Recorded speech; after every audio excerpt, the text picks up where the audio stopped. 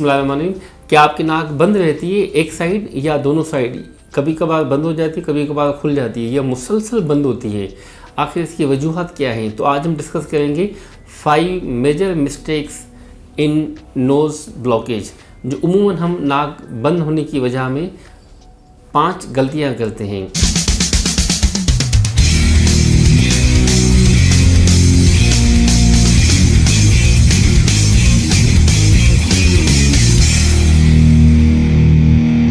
My name is doctor Tariq Ali Shaikh. Number 1, जो पहली mistake हम करते हैं that is long term use of nasal spray. बेताशाम टाइम इस्तेमाल करते रहते हैं डीकंजेशन नेज़ल स्प्रे, जिसे हम मेटाजोलिन या मार्केट में ज़ाइनोसिन के नाम पे आता रहता है। नॉर्मली ये 5 से 7 दिन के लिए हम इस्तेमाल करवाते हैं, जिससे नाक खुल जाता है। पेशेंट बड़ा अपने आप को कंफर्टेबल फील करता है, बड़ा रिलैक्स फील करता है। मगर गलती ये करता है कि 5-7 दिन के बजाय वो 5-7 दिन हफ्ते इस्तेमाल करता है, कई महीनों तक इस्तेमाल करता रहता है। पेशेंट आके कहता है, सर जब तक ये मैं इस्तेमाल ना करूँ तो मेरा तो नाक ही नहीं खुलता, जब तक मैं ये पफ ना करूँ मेरा तो नाक ही नहीं खुलता, और मैं ये ना करूँ तो मुझे तो रात को नींद भी नहीं आती। तो जब भी ये हम करते हैं तो अल्टीमेटली रिबाउंड फिनोमेना के तौर पे एक डिजीज़ टाइप हो जाती है, जिसे हम कहते हैं राइनाइटिस मेडिकामेंटोसा, कि लॉन्ग टर्म यूज़ की वजह से आप उस पर एडॉप्ट हो जाते हैं। अब आप ये इस्तेमाल नहीं करेंगे तो नाक आपका नहीं खुलेगा। तो 5 से 7 दिन के लिए इस्तेमाल करना, इससे ज़्यादा नहीं।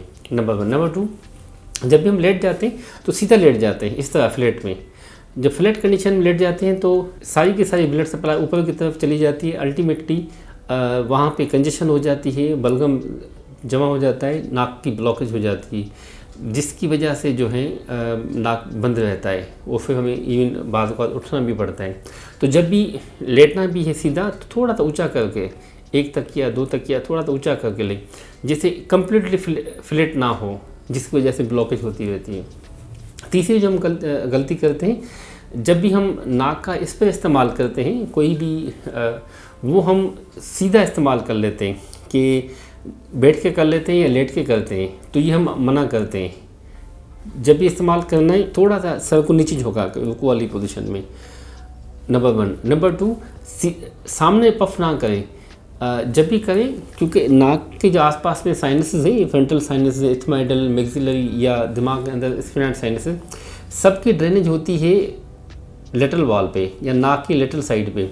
तो जब आपने राइट साइड को खोलना है तो हम कहते हैं कि आप पफ कर इस तरह नाक में, कि जैसे आपको डायरेक्शन हो स्प्रे का towards the lateral wall of nose, जिससे साइनस की ड्रेनेज हो जाए। इसी तरह जब आपने लेफ्ट साइड को खोलना है तो हम कहते हैं कि स्प्रे का जो डायरेक्शन हो टुवार्ड्स द लेटरल वॉल, यानी कि लेफ्ट नोज, कि जैसे इस साइड की ड्रेनेज हो। तो सामने की तरफ ना करें, साइड पे करें, जिससे साइनस की ड्रेनेज होती है। ये हमारी उमूमन यानी कि तीसरी गलती होती है। चौथी, डिहाइड्रेशन, पानी की कमी हो जाती है। इसकी वजह से भी जो है ना विस्कोसिटी बढ़ जाती है, थिक हो जाते हैं, अल्टीमेटली बलगम वो ब्लॉकेज कर लेता है और फिर हमें सांस की तकलीफ होती रहती है। तो रिहाइड्रेट करना, जिसे उमूमन हम कहते हैं नाश्ते से पहले 4 गिलास पानी के पिएं, नीम गर्म, और डेली 10 से 15 गिलास पानी हो, तो रिहाइड्रेशन होगी कम्प्लीटली, इससे नाक आपका ना खुला रहेगा। नंबर 4। 5वीं जो हम गलती करते हैं, एलर्जन को नेगलेक्ट करते हैं। हम समझते हैं कि इन्फेक्शन हो गया, इस वजह से नाक बंद हुआ है, मगर ऐसे नहीं होता। उमूमन हमने जो प्रैक्टिस में देखा हुआ है 80-90% एलर्जेंस की वजह से हो जाता है, कि आप मिट्टी में गए थे, धूप में गए थे, गर्द गुबार में गए थे, जिसकी वजह से आपका नाक बंद रहती है। मिट्टी, धूप, गर्द गुबार के अलावा अगर आप किचन में गए धुएं की वजह से, या खुशबू आपने कोई महसूस की उसकी वजह से, वाइट पिंक किस्म के फ्लावर्स हैं उसको आपने स्मेल किया उसकी वजह से, तो ये सारे के सारे एलर्जेंस हैं, वो हमारी बॉडी में चले जाते हैं, एंटीबॉडीज़ होती हैं, अल्टीमेटली वो नाक को ब्लॉकेज करती रहती है। हम समझते हैं कि इन्फेक्शन, हम एंटीबायोटिक लेते रहते हैं, बेतहाशा एंटीबायोटिक लेते रहते हैं, अल्टीमेटली कंजेशन हो जाती है, नाक बंद रहता है, ब्लॉकेज हो जाता है। तो वो इन्फेक्शन नहीं होता, बेसिकली एलर्जेंस होता है। तो हम कहते हैं एलर्जेंस से आप अवॉइड कर लें। 1, अपने आप को इम्यून सिस्टम को डेवलप करें। 2, उसके साथ में इम्यूनोथेरेपी करें, जिससे आपका एलर्जी ट्रीट हो, उससे नाक कई हद तक खुल जाता है। तो टेक होम मैसेज ये है, इस पर इस्तेमाल करना है जो मार्केट में हम 5 से 7 दिन इससे ज़्यादा इस्तेमाल ना हो। नंबर 2, रिहाइड्रेट करें अपने आप को। नंबर 3, जब लेटना है राइट साइड से लेट जाएं, जिससे सुन्नत भी होती है। फ्लैट ना लेटें, अगर फ्लैट लेटना है किसी मजबूरी की वजह से तो 1 या 2 तकिया आप ऊंचा करके रखें। नंबर 4, जब आप स्प्रे इस्तेमाल करेंगे, अगर आपने इस साइड को खोलना है तो आपके लेटरल डायरेक्शन पे हो। एंड नंबर 5, एलर्जेंट को आपने निगलेक्ट नहीं करना, एलर्जी को आपने ट्रीट करना है rather than infection. Thank you so much.